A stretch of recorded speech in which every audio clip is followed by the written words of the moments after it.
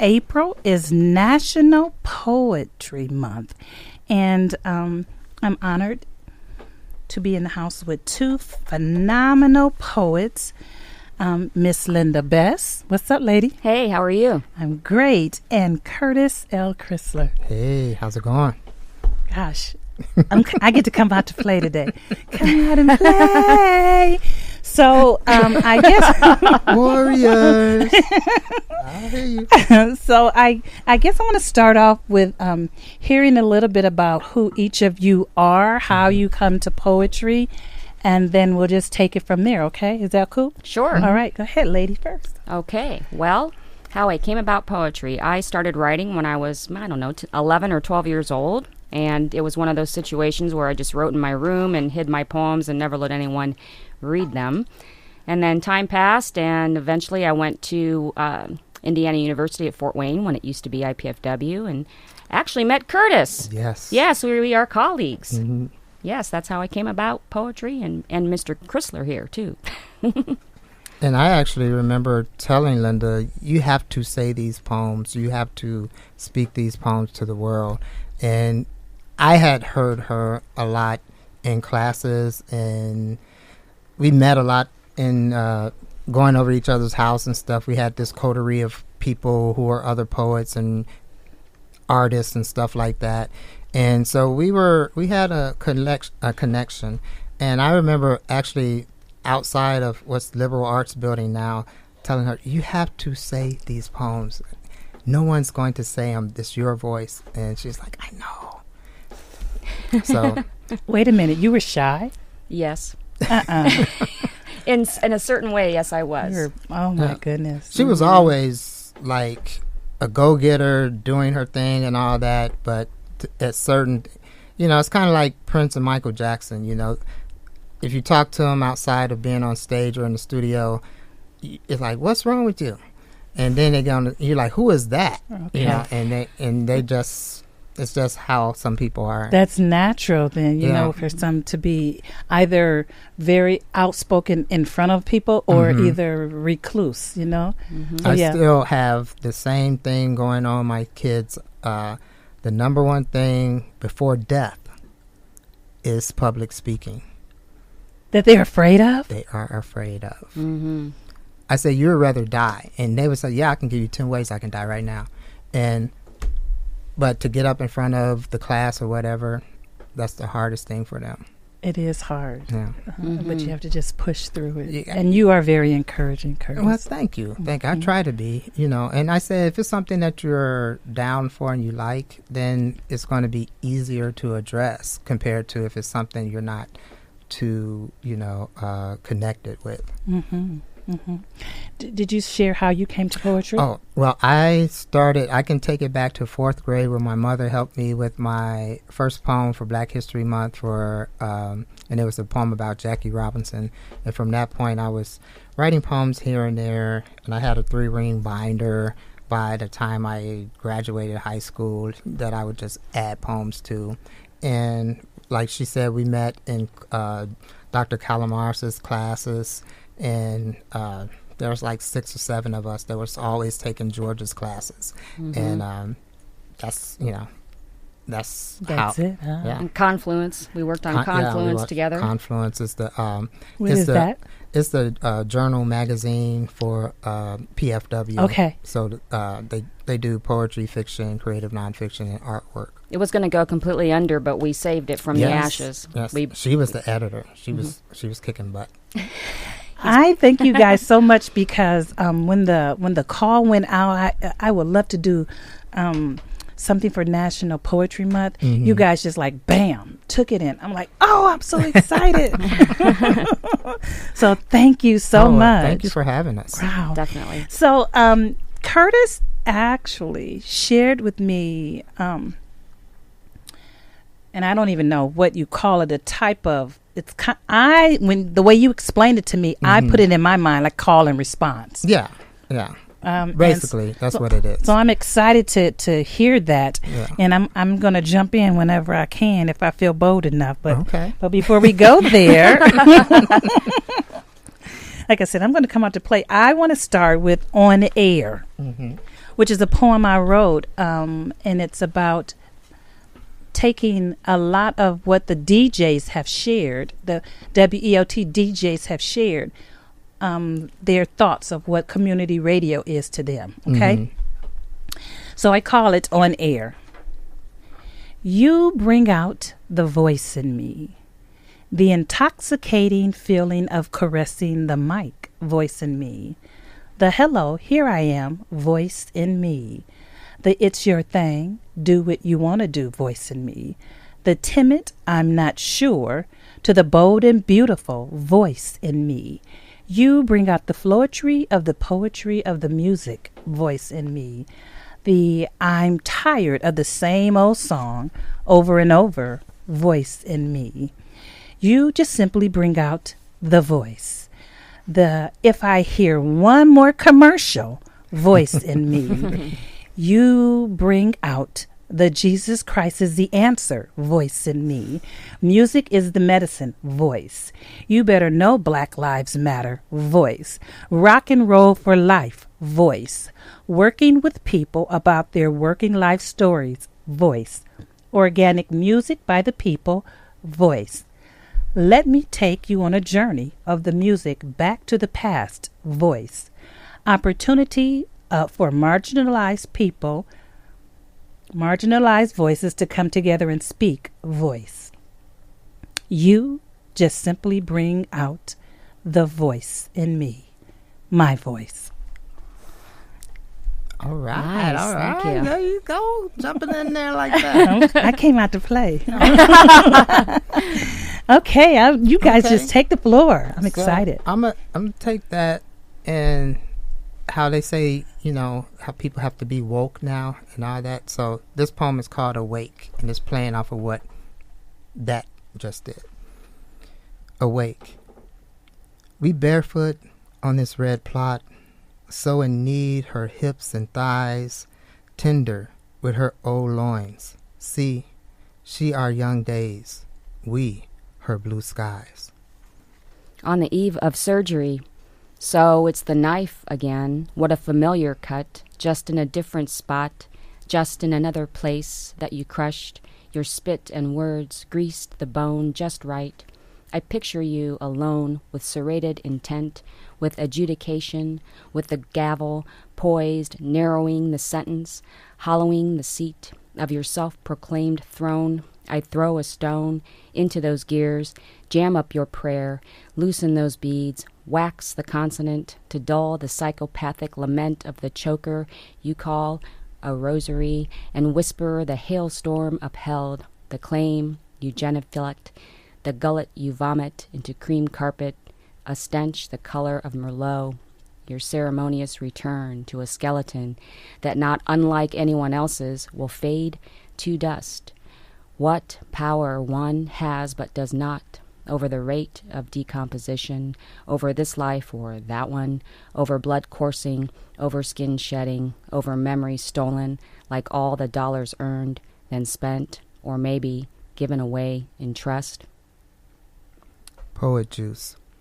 Do not come lightly to the page, Nikki Finney. Not until you sleep on a futon in a New York apartment with an ex-con who's had poetry beat him down in a cell of Etheridge nightmares does forgiveness metastasize. Not until you accept the gift of hospitality from a lesbian with Mother Teresa hands, break hot bread of God willing, can you kiss up on Audre Lorde's poetics. Not into the buzz of corner thugs who share airwaves, drunk on dialectics, all born again with the funky duende of concrete street life, slapping against university canon, is when you, poet, hone the Jesus of yourself.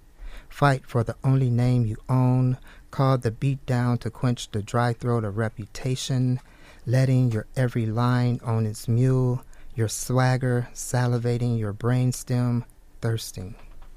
Leaving the Devil's Counter, February 2017. If I were to dump my feelings from my brain like a hair-clogged drain, I'd stop the river from flowing dull waters, a pebble skip across white sand as if it were a lake to dive into, A shell chipped like a light wave in the daylight. A genome in an orange cone run over on Interstate 80, gravitating midair, an acrobat, no wire, no hair. What is it about the where and the why that pulls me inside like a drunken driver hides from police light before the rear view can pull him into shy? I beg for some sort of mercy before I open Pandora or Medusa or Diana or Phoenix. She is a tigress, digress and shamed into night, pulled from daylight, kept in a video star box, unwittingly, unwillingly, surreptitiously, repugnantly sublime. Red nail polish and lip stain cannot cheer a dead woman. Boxing Aretha's, thinking of the Queen of Soul. Sometimes the song brims too much power. The voice dynamic, masterful like hieroglyphics engraved in Giza pyramids. The timbre, reveling like a son in his mother's smile. Her sundress playing street games with the wind, the day's moon handling her radiating skin. It's all too much, this rhythm, masking itself, like the veil a nun inhabits, but is more the skirt with the split up her leg that she wore before believing there's a high life. To participate in heaven and hell, yin and yang, the dualities we must suffer, like it all matters. The song, rotating and turning on the record player, has too much power, with its diamond needles and female grooves of loves, of duties. Early Sunday afternoons are evil when the song revolts, doesn't loom and luminous like you like, doesn't give in to the tears that kamikaze off your face into the whiskey or wine, doesn't glamorize the glitz and sexy of the morality of lunacy. Here, there's a fist to the gut, the raw guttural quake walking within you, a dark alley, and one blinking light. This poem is broken because I've no heart. My blood was let, my words deveined. Serve this on ice and a spicy sauce on the side, but don't fill up. Today I refuse to need you. I refuse to need you or me or the wind, the ginkgo tree, the murky pond that began its climb into spring. Today I refuse to notice you. I refuse to notice you because the clock stopped before I got up on my own. In harsher times, there were flowers and baby rabbits and flat tires on a bicycle I couldn't yet ride. Am I dreaming? Dreams revisit me over and over again, awakening me in the middle of the night, so vivid and clear. Open my eyes wide, wider, reach until I see the possibility. It'll be right. Dreams revisit me over and over again, calling me in the early morning dew with a gentle whisper, gentle, falling onto my ears. If you follow me, answer the call. What's waiting for you is something brand new. Listen closely to what I have to say. Walk this way. Dreams visit me over and over again, touching me, pulling me, pushing me into my destiny. Here I am. What are you waiting for? Come, chase me into reality. Dreams revisit me over and over again. Dreams tap, tap, tap on my heart. When will I wake up? Stevie's musical notes dream something summer soft. Let the record show. We have dreams that get stuck in ceiling fan motors, behind stoves, land soft on shoe boxes. Our dreams are the ancestors of MLK's progeny.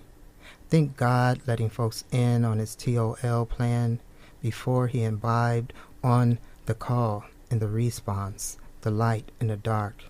Here, Stevie and Donnie are the sons of Nat King Cole, and Nat's house wafts with their soul mess. So much so, they all snore like a Sunday church moaning in perfect pitch and three-man harmony, and grumble when one man misses a snore note. like any father with sons. Daddy Nat rises, plays break-fast chordations. Donnie orchestrates honey nut notes by noon. Stevie puts all the allegros on plates. By dinner, there's a lot of red light rumbling in tore-down corner house, where melody grows up on nappy-headed musings. Acoustic sestina. Mother, the flowers on your dress are falling off. You had sewn them like curtains to hide the stain of nightmares, the alto timbre of old hymns vibrating, the relentless staring at cold paneling despite your bloodless hands clenched.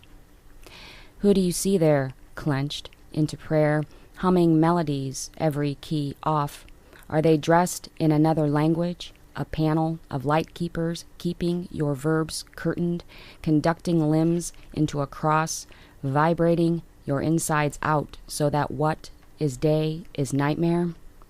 Who do you meet there in your nightmares when night stops for a drink, history clenched into slow droplets that fall from the vibration of your lament, the unborn falling off? Do you conjugate the broken curtain as you construct another room of dark paneling? In your room of dark paneling, is your hymnal smudged with nightmares, so much that sleep depends upon the luxury of curtains? Do you promise the clench of amen to idle thoughts chipped and clutched on and off the stop and stare collision, a bloodless vibration? From the vestige of lies, familiar vibrations, certify the existence of psychophysics, manufacture a panel so that the flowers of your dress fall off. I think you dreamed in slow motion through nightmares, highlighted by chapter and verse, clenching amens, deconstructed behind certain curtains. Did you keep the dark out with those curtains? Did you amputate truth's vibration? Did you starve promise to arrive, unclenched, before an unseen panel, relentless judges guarding your nightmares until the flowers of your dress fell off? Maybe it's me, behind a heavy curtain, counting the panels, whose pattern vibrates unglamorous in nightmare, forced amens clenching those days, magnets opposing now such refusal to walk off. If it's magic, Stevie's notebook too. A. Why do we crave cuddling the sparrow, folding in its light wings, ruffling the squirrel's tail? Not so much as to hold them hostage, but to own how existence pumps in our hands, that orgasm of our curiosity, handled? To not be God is the heavenly blue. To live with an unattainable curiosity at our throats, to let befuddling beauty own all of its breaths. B. I am not smoke and mirrors, just bone, man, blind, living on carousel of ink splotches that are metered, rhythmic tomorrows, moving me from a house called yesterdays into that paradise calling today. Why do you return to the bomb site, where white sands glow, not quite burning your heels, bones? Naked, you all stand against blinding afternoon light, the kind of blind that pierces blue. Could I fall into you if you were a knife? 1945, on the other side of the globe, my mother was born. Did she see the flash become the heat, surrender willingly because her face blinded men who looked, because her teeth were too straight, because she didn't have to utter a word? Explosion across the globe and across a sea full of octopus and slippery fish, so shy they couldn't be caught, to full, so full, her torched heart, wavering like a white flag, half-mast. And then, is this a sight for sore sand? No hand to hold. Aisha, life. I lightly placed my daughter down in a song, just like two before me placed their son down in a manger. It is all so tiresome, but sometimes a child must rest her head, her eyes, before she masters this bout, this love. The tumor of being barely 16. I wore my mother's pink satin robe, the only piece of clothing I thought I could bring to the operating table where I met distant scalpel to my throat. I awoke alone, like all the alones, in white sheets and cumulus thoughts, not remembering why I was there. I lifted from bed, caught by the IV from my inner elbow. My eyes traced the loop to a strange face, digital plasma, wheeled cage. A bloody tube had sprouted from my neck with its pack on my chest. I didn't recognize turning 16 2 weeks before, as nothing sweet sprung from this mirror. Sometime later, an acquaintance from school came with her mother, spoke of Kent Whitman, who had died driving his car. This seemed far more than the cancerous gland, so I again thought nothing of myself, nor luck, nor health, nor pain. Psychic refrain was already my speciality. Takers are revealing themselves today. Takers of this place, this space, whose ultimate position is to suck dry every ounce of liquid left in the container of a joyful life. Takers don't know how to give joy unless the giving is attached to something they want in return, and so they sit and wait to take. Takers sit and wait for the presence of peace, attaching to your peace, bringing the penalty of chaos. They've never been in a position of harmony. Their position is to, unless there is some ulterior motive attached to the giving, every morsel of, if you've not experienced true happiness, but lived in the shadow of not understanding what joy feels like, you just take. Born into chaos. 3 years and a day after Norma Jean Mortensen overdosed into her great sleep, I was born. I was born later in the year El Hajj Malik El-Shabaz's body ate bullets. I was born before Martin's words slid across his mustache off Lorraine's ledge. I was about 3. I was born before the operatic mafioso erasing of Robert Kennedy. I was 3 and some change. Filling time with the age of Aquarius. Filling space with us landing on dark side of moon. Filling the hypotheticals with Woodstock, Mayor Hatchard, Vietnam. Smell the white and black clouds puffing, the lime stench of the city losing its strength. Here I was placed like a matchbox child with a face of soot and lungs on fire. Here my mother was born with a face of soot and lungs of fire. Here we live in the city of steel, slowly oxidizing into its burgundy. On the turn of then and tomorrow, she stands still like the clouds, hum of swamp coolers silenced. Which house should she enter when all the doors are closed? Is she waiting for the sound of someone's voice?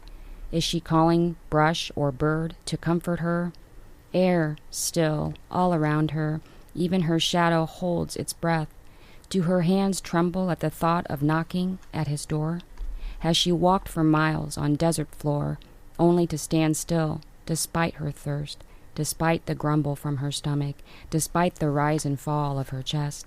Will she turn around to a part of this, captured by a dream maker's eye? Or will she walk another step, barefoot, on the turn of then and tomorrow? Richard Pryor and me. It's a feeling of holiday inside, 'cause every time I'm with you, you aren't funny. Have less pressure to be that rocket on stage, breaking us into two with those cut-em-up skills God signed you on for. When we're rapping, only hear your hurt shatter like birds selling another sax for smack, knowing he gonna get his love baby mellow soother, knowing he got bills and women and music to support and spoon.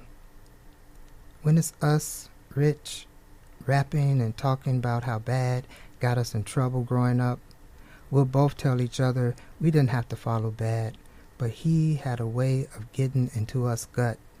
He'd puff his cheeks on harmonica, get dizzy with his looseness for trouble, and we'd come running. He didn't have one smooth Coltrane note in him.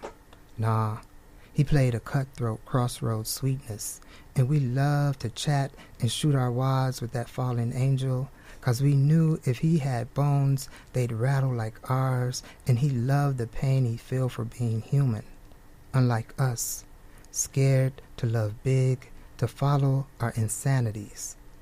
We try to hide in our botched prayers, want only good things, things appealing to the eyes of others, stuff we hope to handle on the run, and things big, red, pop bright and glare. I didn't stop for you because it's not you that I stopped for, sorrow. You've made your way into the marrow. What nerve you have to record such ugly faces that spit and rape, that feast on kindness but leave only carcasses for the kind. The specific route, unimportant, sorrow, the passengers, one ugly face, one singular voice, cast in the same dim light.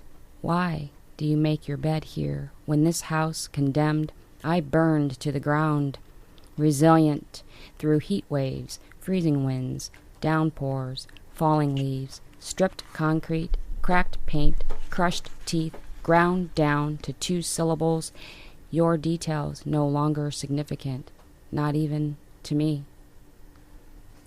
Cogitating hair. Am I happy? Really happy, nappy? Not quite, but I'm getting there, learning to enjoy this journey of happy, natural, and nappy. I'm enjoying this journey, eradicating society's notion of what a woman of beauty looks like. It's me. I am natural, strong, and free. I'm free, cutting and coloring my beautiful, nappy, tight, bleached blonde curls. There is beauty in being free. I'm free from the crown of my head. Pause. Wait. Let me stop right there. My head covered in beautiful, nappy, tight, bleached blonde curls. Curls so tightly wound that each curl represents individual neighborhoods. Neighborhoods with narrow streets that run up and down and across my head, streets that crisscross each other, super highways that run on forever, never ending. Yes, that's what my beautiful, nappy, tight, bleached blonde curls look like, especially the first thing in the morning as I greet them with a loving touch, as they salute me back through my mirror with a hello and how you do. As I fixed my eyes on the strength of my beautiful, nappy, tight, bleached blonde curls, I cogitate. What did the Creator have in mind as he designed me? I measured them up with the strength of the black man, so strong to withstand anything this world throws his way. And even as the world tries to break him down, as the chemical process breaks down to relax natural hair, the foundation can't be touched. His inner strength can't be broken. My roots can never be broken down. With time, new growth will sprout up, stronger than ever before. True strength can never be completely broken down. Yes, I'm enjoying this journey. Happy to be nappy. Just cogitating. Sento woe. On a day like this, not even bad can rub you wrong. On a day like this, not even bad can rub you wrong. She uses love to keep 'em strong. Don't need cars 'cause we've learned to fly. Don't need cars 'cause we've learned to fly. There's no sense to keep on doing such crimes. Knowing it's so wrong but feeling so right. Knowing it's so wrong but feeling so right. The goddess of love is in my sight. The Sandman has come from too far away. The Sandman has come from too far away. You know I'd really like to stay. Gently plays her rhythms on her window pane. Gently plays her rhythms on your window pane. I guess that too can play the game. Darling, darling, I left my heart for you in a box, store-bought, off the rack, in clotted knots that breathe blue. Darling, I forgot how to swim. I've hyperextended the spell between us. Can you spell me for a while I examine tendons, ligaments, chipped bone? Darling, have you stepped down from sinking throne to crawl bleeding through the door? Did I sell myself too short? Did you lock my box behind you, darling? I dislike this cast, tight, around yet thin like skin. I'd auction it for a different time, but I've not seen your handwriting enough to decipher the price. Darling, I've had so many lessons in code. Water that was idealized chops through its own bones. Darling, hold this close. Heed what heals. A break will speak to you through plaster, lace, dust, foam. Stevie boycotts Florida, 2013. Mister, let me be. Let my Horner clavinet speak me up and bend sound circular. Let my voice jump bombastic from R&B to rock and roll to galactic. Let my Grammys, my lifetimes, my number ones gather dust if I can't ripple the water. Mister, let me be. Let the 10 fingers of Lula Mae's baby play this Horner clavinet sideways. Let Sarita and Springsteen and Elton and Chaka hold me conscious. Let the UK, the US, the DR, and the new South America reverberate in the spasms of chords I lay down for baby justice. Mister, let me be. Let my chromatic harp hum the effervescent hum snapping the spine of AIDS. Let MLK's birthday, that's what friends are for, and Trayvon Martin stop moaning. Let me be the father blowing his breath into the instrument of life. Else, kill Lula Mae's boy now. Sir, I'm this close. You don't understand.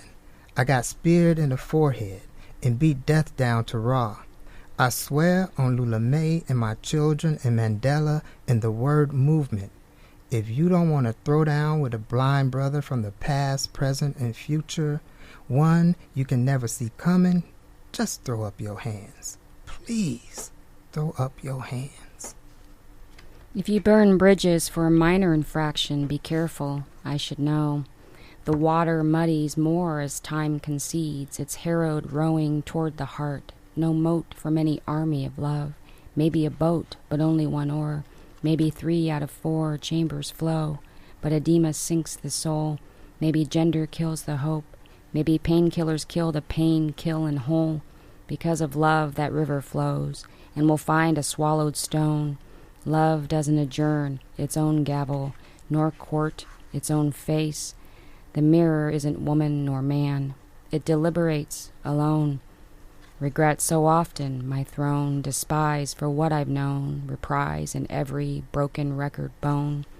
Swim to me, from me, for me, backstroke the front stroke. Swim to me, from me, for me, gorgeous island remote. Build a sugar tree across that sea, and see what flows. Here come soft rains to lift you over memory, over all that you've ever known. Hey man, a shout out. For Stuart Scott, July 19, 1965 through January 4th, 2015. It's been a minute since we held laughter down and tickled her anger, since we hung out individually on clotheslines for summer freshness, since we helped failure up out of that impenetrable gravel. Since then, it's been a bit of this, that. It's been a minute since we picked up distraction on our last road trip, since those Tuesdays we tied up ad hominems at political campaigns, since you showed me how to ride appendiceal cancer with a childhood saddle. Since then, it's been a little this, a little that. I should have hit you up when you told me loneliness tried slipping you Rehypnol. Since we hadn't eaten turkey burgers with sweet potato fries in a month of Sundays. Since the Saturday we played touch football on your manicured yard with those badass kids. Since then, it's been a little bit of this and a little bit of that. Although it's been a minute since a booyah, I'm still a booyah baby, since there's no as cool as the other side of the pillow, falling like peaceful cinders, since there's no miracle of high-top fades anchoring on how grown folks play. Since then, there's been glitches. For who will checkball the establishment? Let the sharpness of street verbiage shower onto old-school migraines and flutter about in a madness like air particles on currents. I just needed to say, hey, back to the last message you left on this phone. I just needed to say, hey, back to the last message. You, Stu. I just needed to say, hey. The queen of anacrostic dreams, sleepless water steeped in anacrostic sea, sipping dangerous tea, clip empty, wishes thwarted in mind, careful not to be trigger happy, yearning slides, astronomical, will of willing, broken, teeth on too many prison floors, many times over, cell door, deadened air in the chamber, free, hearts groping, grasping, through gills, through nostrils, yet bobbing, just above the naughty water. It's that freeze on the fly, don't fight, pulsing design when it calls you to shore, 'cause ships don't come in twice anymore. Load your dreams like you already do. Why? Because I know you, now and from before.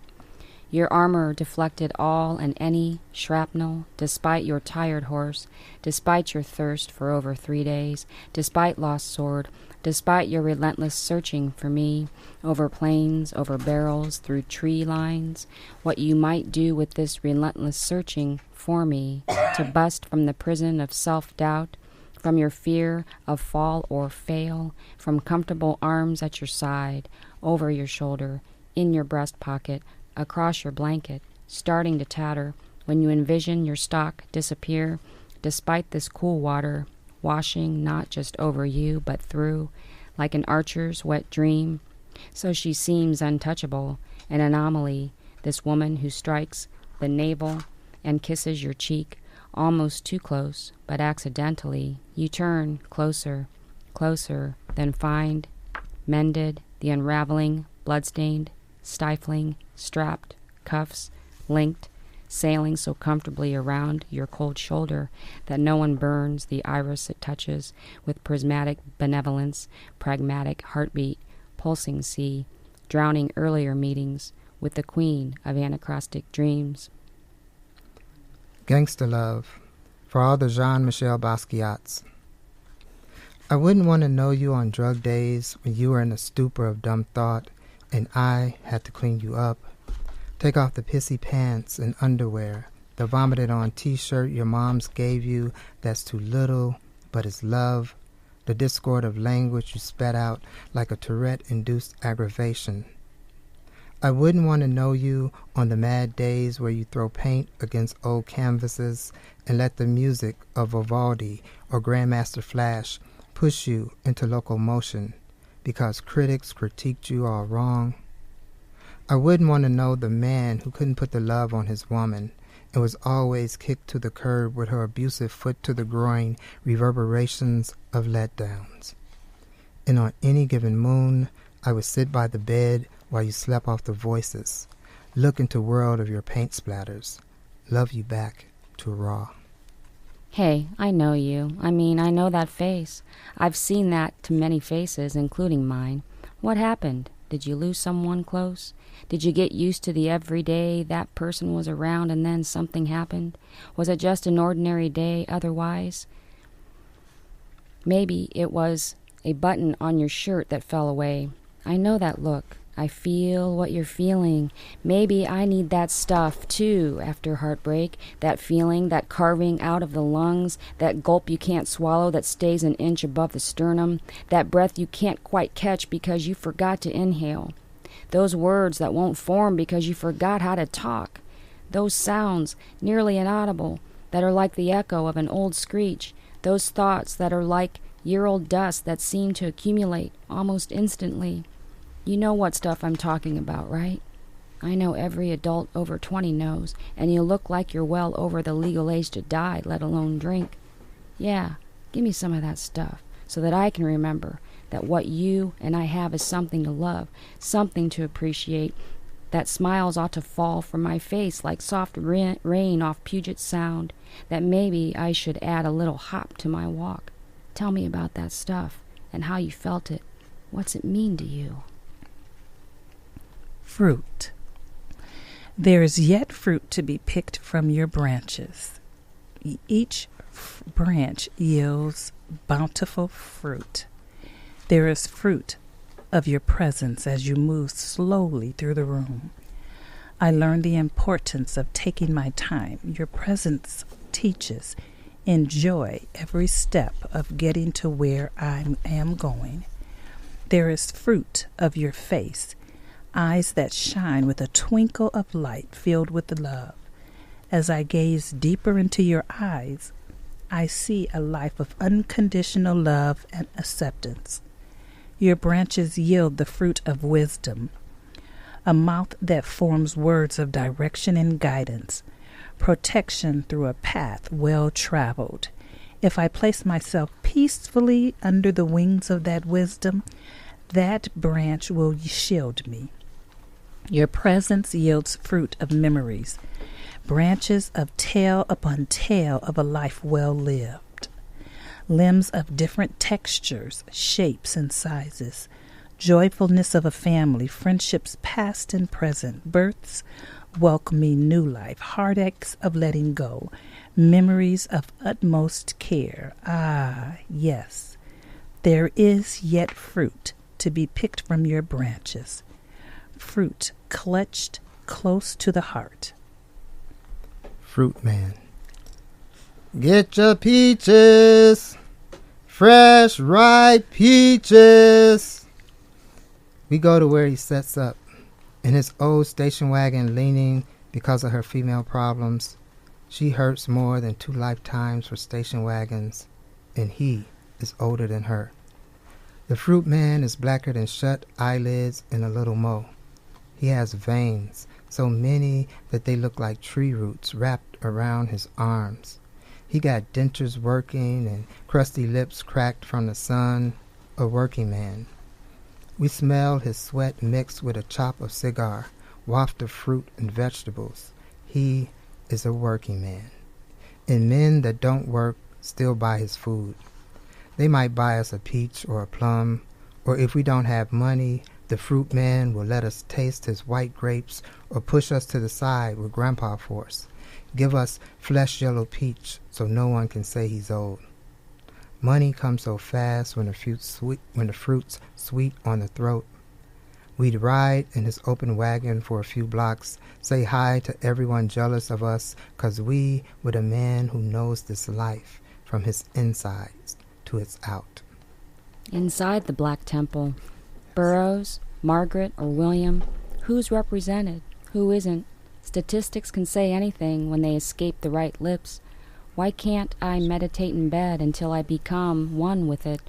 Dreams are better than the real. Dwellings of your manifesto. I'd like to write about sex, but I'm worried what you'll think about me. This is the only place on the page that I bother wondering what anyone thinks or what's going to be said. God, your anger can't concern me. The flame stopped flickering on the 11. On the 11 you stopped concern. You stopped concern, but it didn't stop me. Dwellings of your manifesto. Your hound is your howl. Star signs aside. They can't be aside. Why do cowboy boots come back? Maybe they never left, but for me, they returned some 40 years later. Curtis, why are you the only black man here?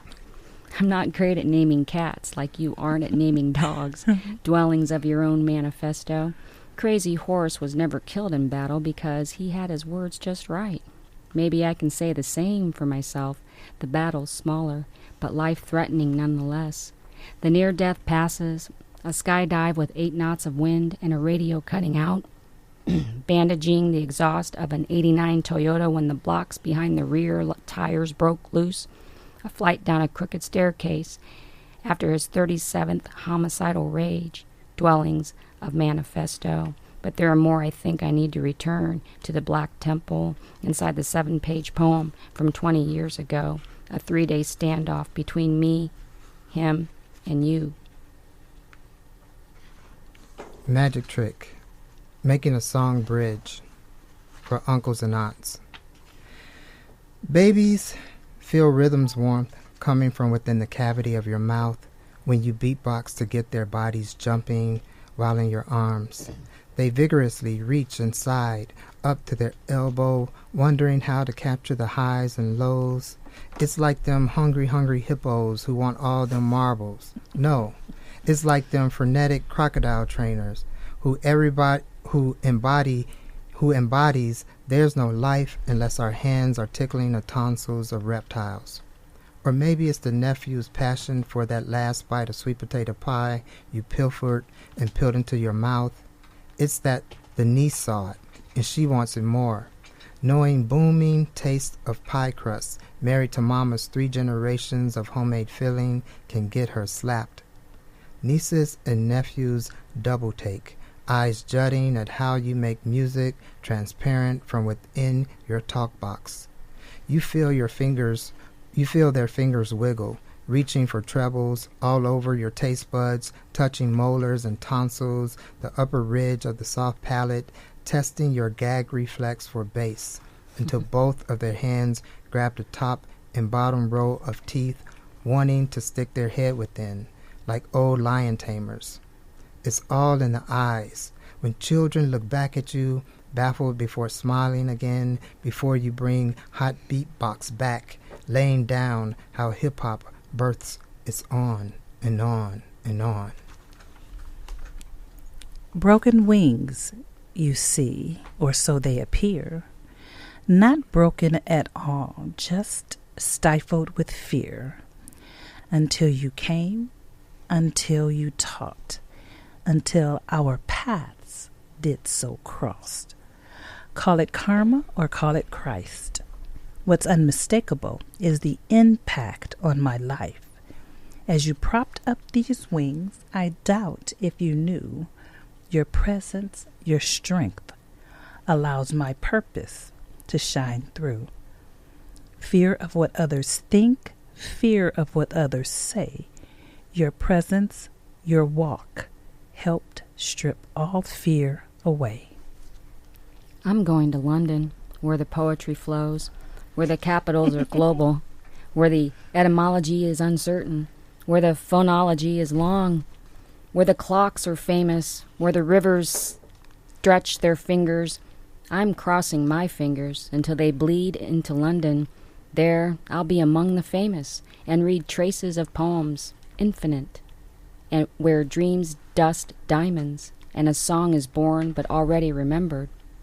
I'm going to London, where syllables stress syllables, where leather is global, where songs that don't make Billboard have faces, where what's bloody cuts fire, where time is the established shot.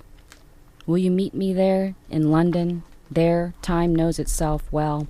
London, syllables, global, faces, fire, shot, fingers, London famous, where the poetry flows. Soul Angelica. Stevie sees people on the page in notes. We know the slave used music to mend a broken soul. We know many Jews use melody to escape into their minds by playing for their captors. We know chain gangs blend cadences, and the armed forces blend cadences, and the Protestants blended psalms, and the psalms flecked off into the streets, and then the streets reciprocated back into the church, and somehow the piano and the drums will move to an organ. And the organ harmonized with the phonetics of the choir, and the choir blessed the masses, and the masses took each blessing and passed it on to a person passing them by. And those who went to church and those who slept outside of church got to playing in a jam session.